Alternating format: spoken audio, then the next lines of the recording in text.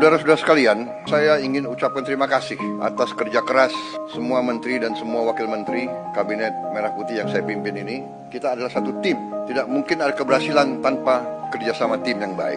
Ya, mungkin kita masih prihatin tim nasional sepak bola kita belum berhasil, tapi kita yakin pasti akan lebih baik di saat-saat akan datang. Ini juga ada tim yang baru, ya kan, pelatih baru, tim teknis baru. Jadi saya percaya kita akan mencapai hal yang baik. Sepak bola ini adalah sesuatu yang penting karena rakyat kita memang merasakan bahwa sepak bola itu menggambarkan tekad kita, menggambarkan semangat kita. Indonesia tidak boleh dianggap remeh oleh bangsa manapun di dunia, termasuk terutama di hal-hal seperti olahraga.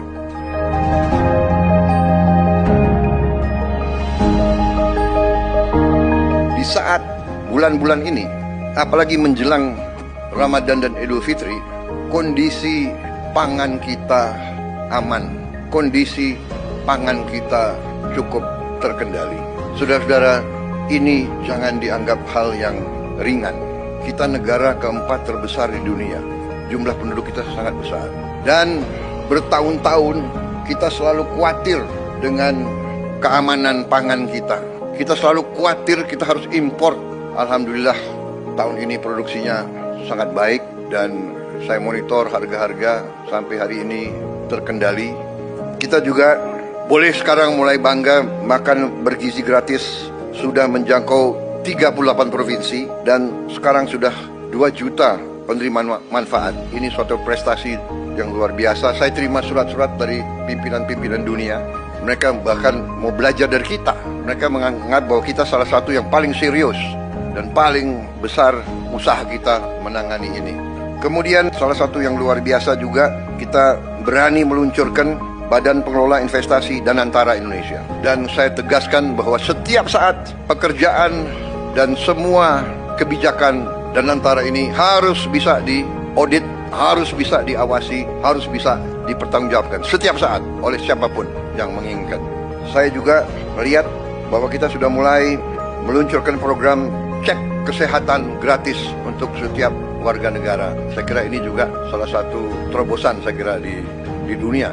Tidak semua negara punya program seperti ini. Kemudian kita juga mengeluarkan peraturan pemerintah nomor 8 tahun 2025, yaitu kewajiban menyimpan devisa hasil ekspor sumber daya alam di dalam negeri. Kalau sudah berjalan, ini akan menambah devisa kita 100 miliar dolar 1 tahun. Kemudian kita juga sudah putuskan, kemarin saya resmikan juga peluncuran bank emas pertama di Republik Indonesia. Kita memiliki cadangan emas ke-6 terbesar di dunia. Ke-6 terbesar di dunia. Tapi kita baru punya bank emas baru tahun ini. Berapa minggu lalu saya resmikan. Kami sudah putuskan juga untuk membangun tahun ini, kita harap segera akan mulai dibangun 200 sekolah rakyat berasrama untuk SD, SMP, SMA berasrama, dan ini sekolah berasrama ini diperuntukkan untuk kaum yang kurang mampu khususnya. Jadi kita dengan ini kita hendak memutus mata rantai kemiskinan. Anak orang kurang mampu, anak orang miskin tidak boleh miskin. Kita dalam waktu dekat akan membentuk 75.000 sampai 80.000 koperasi desa.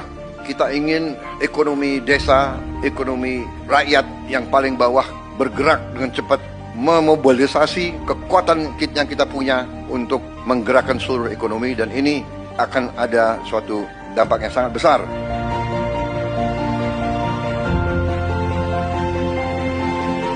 Kita juga berhasil bekerja sama dengan swasta sehingga THR bagi pekerja swasta, BUMN dan BUMD bisa diberikan paling lambat 7 hari sebelum Hari Raya Idul Fitri.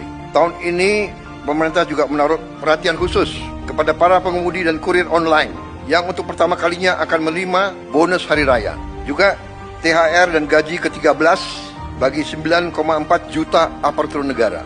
Ini sudah kita umumkan. Juga untuk membantu masyarakat, kita berhasil untuk menurunkan harga tiket pesawat dalam negeri mencapai 13% penurunan. Ini berlaku untuk periode penerbangan 24 Maret 2025 sampai 7 April 2025. Kemudian penurunan tarif jalan tol sebesar 20% di berbagai ruas jalur mudik selama 2 minggu. Juga diskon 25% penurunan harga untuk tiket kereta api sesuai tanggal yang ditentukan. Juga saya ucapkan terima kasih beberapa kementerian lembaga mengeluarkan kebijakan untuk membantu mengurangi beban masyarakat dengan memberi bantuan mudik gratis, hingga juga ada diskon mencapai 50% untuk provider seluler dari Kementerian Komdiji. Kemudian alur lalu lintas dijamin harus berjalan lancar melalui jalur darat, kereta api, udara, dan laut. Tentunya Menteri Perhubungan yang akan leading dalam pengendalian dan koordinasi hal ini semua. Menteri Perdagangan memantau terus ketersediaan bahan pangan dan harga bahan pokok. Juga kita antisipasi bahwa di sektor pariwisata ini juga akan meningkat dan perlu antisipasi dari Menteri Pariwisata hal-hal yang harus disiapkan. Tentunya segi keamanan Polri, TNI, BIN, Kemenhub, BUMN, dan kementerian lain ikut semuanya membantu untuk memantau keamanan. Di bidang industri dan tenaga kerja juga berjalan baik. Saya juga minta pelayanan publik terutama semua rumah sakit harus siap, semua fasilitas kesehatan, juga sektor perbankan disiapkan dengan baik. Peringatan dan informasi cuaca, saya juga mohon terus masyarakat diberi informasi terus-menerus. Terima kasih, saudara sekalian.